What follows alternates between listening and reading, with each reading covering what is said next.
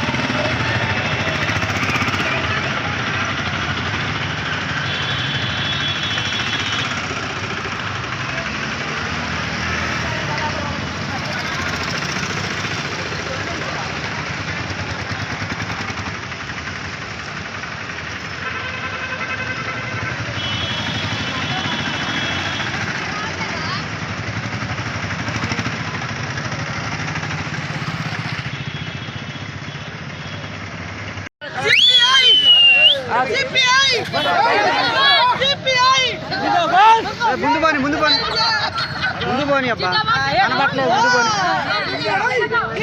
నువ్వు బాగా ముందు పోని. ఓకే పోనీ, నువ్వు పోని.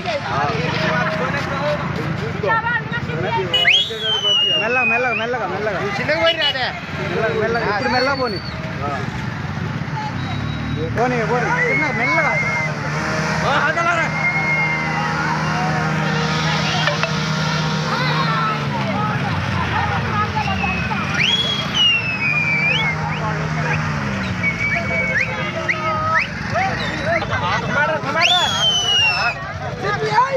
అందుబాటులో ఉంటా. ఇప్పటికీ మీ ఊరు ఎలా డెవలప్ చేశాను దాన్ని 100 రెట్లుగా డెవలప్ చేసి ఎమ్మెల్యే గారి సహకారాలతో మన ఊరికి 10 కోట్ల రూపాయలు లక్షలపల్లి జీపీకే పెట్టించిన 10 కోట్లు ఎమ్మెల్యే గారు పెట్టిండ్రు. ఇప్పుడు మీకున్న సమస్యలు మంచినీటి సమస్య ఉండని మొన్న సొంతంగా బోర్ వేయడం జరిగింది. ఈ అమ్మాయి ఇంకో బోర్ అడిగింది. ఆ బోర్ కూడా నేను సొంత ఖర్చులతో వేపిస్తా. మీకు ఎటువంటి ఇబ్బంది లేదు. ఏ సమస్య ఉన్నా నేను ఉంటా మీకు అందుబాటులో.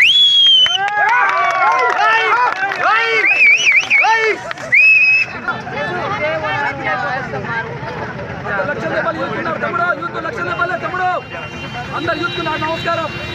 అభివృద్ధి చేసేవాడిని ఎన్నుకోండి, ఆటలతో పూట గడిపేవాడిని ఎన్నుకోవద్దు. అభివృద్ధి ఎవరు చేస్తారు? ఊరిని ఎవరు, గ్రామం ఎవరు డెవలప్ చేస్తారు? ఎవరు చేస్తే వాళ్ళు ఎన్నుకుంటే ఏ ఊరు డెవలప్ అవుతుంది. ఒక వ్యక్తి అంటే ఆటలతో పూట గడపడం కాదు. మన ఊరు డెవలప్ కావాలంటే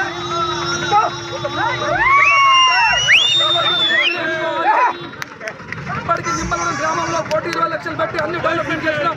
ఇంకా సమస్య గురించి 40 లక్షలు పెట్టి మన సబ్బు సబ్బు పెట్టించినాం. మొన్న 16 లక్షలు పెట్టి పైప్ లైన్ పెట్టించినాం. ఇంకా ఉన్న ఇందిరమ్మ సమస్యలు ఉండని, ఇంకో సమస్యలు ఉండని మన చేతనైన వరకు నడిపిద్దాం. కానీ ఇవాళ ఒక్కరోజు ఓటు గురించి అడగవాడిని ఓటేస్తే 5 సంవత్సరాలు నష్టపోతాం. 5 సంవత్సరాలు అన్యాయంగా నష్టపోతాం. అది అందరూ గమనించండి.